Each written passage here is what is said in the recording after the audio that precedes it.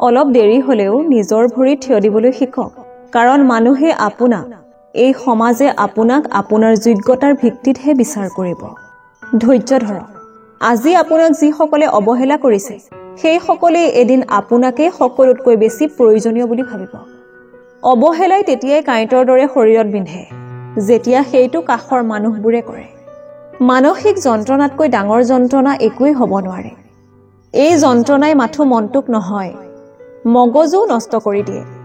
এজন ব্যক্তি যেতিয়া মানসিকভাৱে ভাঙি পৰে তেতিয়া তেওঁ সঠিক সিদ্ধান্তও ল'ব নোৱাৰে। এই পৃথিৱীখনেই এনেকুৱা, গুৰুত্ব দিলে অৱহেলা কৰিব আৰু গুৰুত্ব নিদিলে ক'ব স্বাৰ্থপৰ। জীৱনত টকা উপাৰ্জন কৰক। চাব, আমাৰ এই সমাজে আপোনাক বহুত সন্মান দিব। জীৱনলৈ অহা প্ৰতিটো ধুমুহা আপোনাৰ ক্ষতিৰ বাবে আহিছে বুলি নাভাবিব। কিছুমান ধুমুহা আহে আপোনাৰ পথটো পৰিষ্কাৰ কৰিবলৈও। জীৱনত সমস্যা আহিলে দুখ নকৰিব, কাৰণ সুখ দুখ লৈয়েতো জীৱন। দুখ আছে বাবেইতো সুখৰ ইমান দাম। কাৰোবাক কন্দুৱাই নিজকে যদি ডাঙৰ বুলি ভাবিছে তেন্তে সেইটো আপোনাৰ ডাঙৰ ভুল, কাৰণ সেইটো অধিকাৰ বিধাতাই ব্যক্তিগতভাৱে কাৰো বাবে সৃষ্টি কৰা নাই। অভিশাপ বুলিও এটা শব্দ আছে, আৰু সেই কষ্টৰ অভিশাপত এদিন আপুনিও কান্দিব লাগিব। কিন্তু জীৱনত বেছি একো নালাগে, যিমানখিনি আছে সিমানখিনিতে সন্তুষ্ট থাকক। কাৰণ জীৱনৰ বহু সময় পাৰ হোৱাৰ পিছত মানুহে এটা বস্তু বিচাৰে, মনৰ শান্তি। কাৰোবাক যিমানেই কাষৰ পৰা চিনি নাপাওক কিয় কেতিয়াও কথা খুলি নকব। মনত ৰাখিব, এই জগতত বিশ্বাসৰ দাম কোনেও নিদিয়ে। পখিলাৰ পিছে পিছে দৌৰি সময় নষ্ট নকৰিব। ফুলৰ বাগিচা কৰক। চাব, পখিলা নিজেই আহি ধৰা দিব।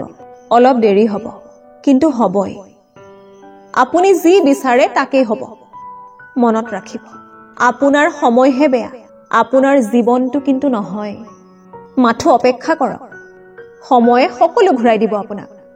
কাৰোবাক অন্ধৰ দৰে বিশ্বাস কৰিলে তেওঁ আপোনাক অন্ধ ভাবি ঠগি গুচি যাব। আনক ক্ষতি কৰাৰ পৰা বিৰত থাকক। আনক ক্ষতি কৰিলে নিজৰো ক্ষতি হ'ব। সেয়েহে আনৰ ক্ষতি কৰিবলৈ গৈ নিজৰ ক্ষতি মাতি নানিব। মন কোনো ডাষ্টবিন নহয় যে ইয়াত খং, ঘৃণা, ঈৰ্ষা ভৰাই থব। এইটো হ'ল অমূল্য সম্পদেৰে ভৰা এটা বাকচ, য'ত থাকিব সুখ, ভাল পোৱা আৰু কিছুমান মধুৰ স্মৃতি। মানুহ কিমান মূৰ্খ। প্ৰাৰ্থনা কৰাৰ সময়ত ভাবে ভগৱানে সকলো শুনি আছে, কিন্তু নিন্দা কৰাৰ সময়ত পাহৰি যায়। আকৌ পুণ্য কৰাৰ সময়ত ভাবে ভগৱানে সকলো চাই আছে, কিন্তু পাপ কৰাৰ সময়ত সেইটো পাহৰি যায়।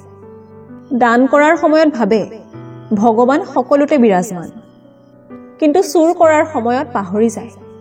প্ৰেম কৰাৰ সময়ত ভাবে গোটেই পৃথিৱীখন ভগৱানেই বনাইছে, কিন্তু কাজিয়া কৰাৰ সময়ত পাহৰি যায়। তৰ্ক যদি কৰিবই লাগে তেন্তে জ্ঞানীৰ লগত কৰক। জিকিব নোৱাৰিলেও কিবা এটা শিকিব পাৰিব।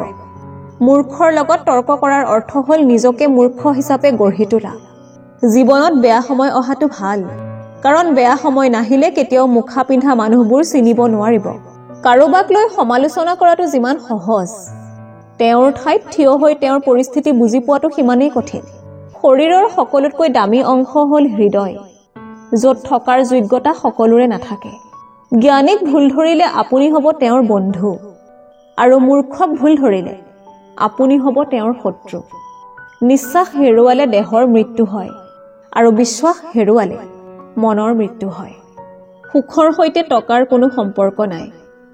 টকাই মাথো চাহিদা পূৰণ কৰে। সমস্ত সুখ যদি অকল টকা দি পোৱা গ'লহেঁতেন তেনেহ'লে ভাল পোৱাও দোকানত বিক্ৰী হ'লহেঁতেন।